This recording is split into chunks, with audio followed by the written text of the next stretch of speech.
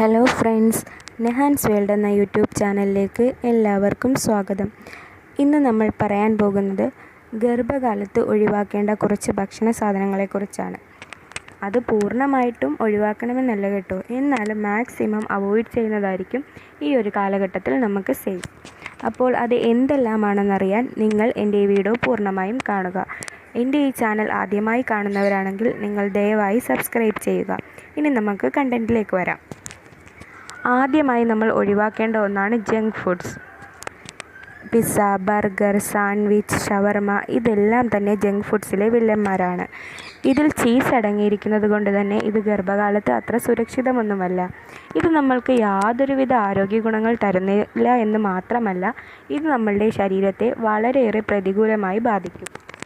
പിന്നെ hotel ഫുഡുകളെല്ലാം maximum avoid ചെയ്യേണ്ട ഒരു കാലഘട്ടമാണ് ഗർഭകാലഘട്ടം. അതായത് ഹോട്ടലിലും മറ്റും നമുക്ക് ടേസ്റ്റ് കൂടാനൊക്കെ അവർ ധാരാളം കെമിക്കൽസ് ചേർക്കുന്നു. രുചി കൂടാനായി അവർ ചേർക്കുന്ന ഒരു പ്രധാന കെമിക്കലാണ് അജിനോമോട്ടോ. ഇത് നമ്മളുടെ കുഞ്ഞുങ്ങളുടെ ആരോഗ്യത്തെ വളരെയേറെ ബാധിക്കും. കുഞ്ഞുങ്ങളിൽ പലതരം വൈകല്യങ്ങൾ ഉണ്ടാക്കാൻ വരെ ഇത് കാരണമാകും.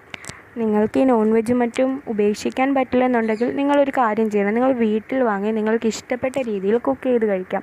വീട്ടിലാകുമ്പോൾ നമ്മൾ നോർമലായിട്ട് യൂസ് ചെയ്യുന്ന ഇൻഗ്രീഡിയൻസ് ആണല്ലോ യൂസ് ചെയ്യുന്നത്. ഇനി ഒരു പ്രധാനപ്പെട്ട കാര്യം, ഇറച്ചികളിൽ തന്നെ ചിക്കൻ നമ്മൾ മാക്സിമം അവോയ്ഡ് ചെയ്യുന്നതായിരിക്കും നല്ലത്. മറ്റൊന്നും കൊണ്ടല്ല, ഇപ്പോൾ വരുന്ന ബ്രോയിലർ കോഴികളിൽ കുത്തിവെക്കുന്ന ഇഞ്ചക്ഷൻ നമ്മുടെ കുഞ്ഞിനെ പ്രതികൂലമായി ബാധിക്കും. അതുകൊണ്ട് തന്നെ നിങ്ങൾക്ക് ചിക്കൻ ഉപേക്ഷിക്കാൻ പറ്റുന്നില്ലെങ്കിൽ നിങ്ങൾ നാടൻ കോഴി വാങ്ങി കഴിക്കുന്നതായിരിക്കും നല്ലത്. ബീഫും മട്ടനും ഒക്കെ വളരെ നല്ലതാണ് കേട്ടോ. ഇത് അയൺ റിച്ച് ആണ്, അതുകൊണ്ട് അതൊക്കെ നന്നായി കഴിക്കാം. ഇനി രണ്ടാമത്തേത് കാപ്പിയാണ്. കാപ്പി മാത്രമല്ല, കാപ്പിയും ചായയും മാക്സിമം അവോയ്ഡ് ചെയ്യുന്നതായിരിക്കും നല്ലത്. ഇതിൽ കഫീൻ എന്ന ഒരു പദാർത്ഥം അടങ്ങിയിട്ടുണ്ട്. ഇത് ഗർഭകാലഘട്ടത്തിൽ അത്ര സുരക്ഷിതമല്ല. ചായയിലും കാപ്പിയിലും മാത്രമല്ല കേട്ടോ കഫീൻ, ചില ചോക്ലേറ്റുകളിലും കഫീൻ അടങ്ങിയിട്ടുണ്ട്. ഇത് നമ്മുടെ ആരോഗ്യത്തിന് അത്ര ഗുണമുള്ളതൊന്നുമല്ല. അതുകൊണ്ട് ഈ ഒരു സമയത്ത് നമ്മളിത് മാക്സിമം അവോയ്ഡ് ചെയ്യുന്നതായിരിക്കും നല്ലത്. പിന്നെ നിങ്ങൾക്ക് ചായ ഒഴിവാക്കാൻ പറ്റുന്നില്ലെങ്കിൽ ദിവസേന ഒരു ചായ എന്ന രീതിയിൽ കുടിക്കുക. ഇനി അടുത്തൊരു പ്രധാനപ്പെട്ട വില്ലനാണ് ഷുഗർ എന്ന് പറയുന്നത്. ഐസ്ക്രീം, കേക്ക് ഇതൊക്കെ മാക്സിമം ഈ ഒരു സമയത്ത് അവോയ്ഡ് ചെയ്യണം. നിങ്ങളിത് അവോയ്ഡ് ചെയ്തില്ലെങ്കിൽ ഉറപ്പായും 6 മാസങ്ങൾക്ക് ശേഷം നിങ്ങളൊരു ഡയബറ്റിക് പേഷ്യൻ്റായി മാറുന്നതാണ്.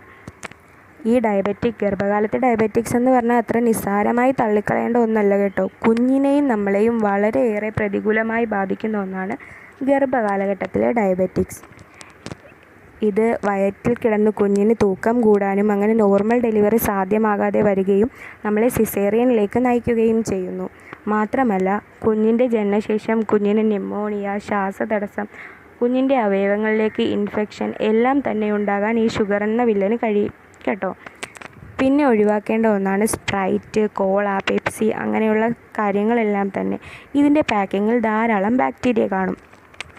ഇനി മൂന്നാമത്തേതായി ഒഴിവാക്കേണ്ടത് ചില മത്സ്യങ്ങളാണ്. ചെറു മത്സ്യങ്ങളെല്ലാം തന്നെ നമ്മുടെ ആരോഗ്യത്തിന് ഗുണമുള്ളതാണ്. കൊഴുവ, മത്തി ഇതെല്ലാം തന്നെ ആരോഗ്യത്തിന് ഗുണം ചെയ്യുമെങ്കിലും അയല, കക്കാറച്ചി, സ്രാവ് എന്നിവയിൽ മെർക്കുറി കണ്ടൻറ്റ് കൂടുതലായതുകൊണ്ട് ഇതെല്ലാം തന്നെ ഈ ഒരു സമയത്ത് ഒഴിവാക്കണം. മെർക്കുറി നമ്മുടെ ഈ ഒരു അവസരത്തിൽ അത്ര നല്ലതൊന്നുമല്ല. അതുകൊണ്ട് ഇത് മാക്സിമം അവോയ്ഡ് ചെയ്യുക. ഇനി നാലാമത്തേതാണ് പൈനാപ്പിൾ. പണ്ട് മുതൽ എല്ലാവരും പറഞ്ഞു കേൾക്കുന്ന ഒന്നാണ് പൈനാപ്പിൾ അബോർഷന് കാരണമാകുമെന്നുള്ളത്. അതുകൊണ്ട് തന്നെ നമ്മൾ റിസ്ക് എടുക്കാതെ മാക്സിമം ഇത് ഒഴിവാക്കുന്നതാണ് നല്ലത്. പൈനാപ്പിളിൽ ബ്രോംറ്റൈൻ എന്ന ഒരു വസ്തു അടങ്ങിയിരിക്കുന്നു. ഇത് യൂട്രൈൻ കൺട്രാക്ഷൻ ഉണ്ടാക്കി പ്രസവ വേദന നേരത്തെ വരാൻ കാരണമാക്കുന്നു. ഇതുകൊണ്ട് തന്നെയാണ് നമ്മൾ പൈനാപ്പിൾ മാക്സിമം അവോയ്ഡ് ചെയ്യണമെന്ന് പറയുന്നത്. ഇത് എല്ലാവരിലും ഒന്നും പൈനാപ്പിൾ അപകടകാരിയല്ലെങ്കിലും നമ്മൾ വെറുതെ റിസ്ക് എടുക്കണ്ടല്ലോ ഈ ഒരു സമയത്ത്. അതുകൊണ്ട് പൈനാപ്പിൾ നമ്മൾ മാക്സിമമായും അവോയ്ഡ് ചെയ്യുക. ഇനി അഞ്ചാമത്തേത് നമ്മുടെ കറുത്ത മുന്തിരിയാണ്. അത് കറുത്ത മുന്തിരി ഫ്രഷ് ആയിട്ടുള്ളതാണെങ്കിലും ഉണക്കമുന്തിരി ആണെങ്കിലും നമ്മൾ ഈ ഒരു അവസരത്തിൽ പൂർണ്ണമായൊന്നും പറയുന്നില്ല, എന്നാലും മാക്സിമം കഴിക്കാതിരിക്കാൻ ശ്രമിക്കണം. വേറൊന്നും കൊണ്ടല്ല, മുന്തിരി കറുപ്പിക്കാനും അത് പഴുപ്പിക്കാനുമായി ഒരു രാസവസ്തു ഉപയോഗിക്കുന്നുണ്ട്. ഇത് കുട്ടികളിൽ വൈകല്യമുണ്ടാക്കുന്നു എന്നാണ് അറിയാൻ കഴിയുന്നത്.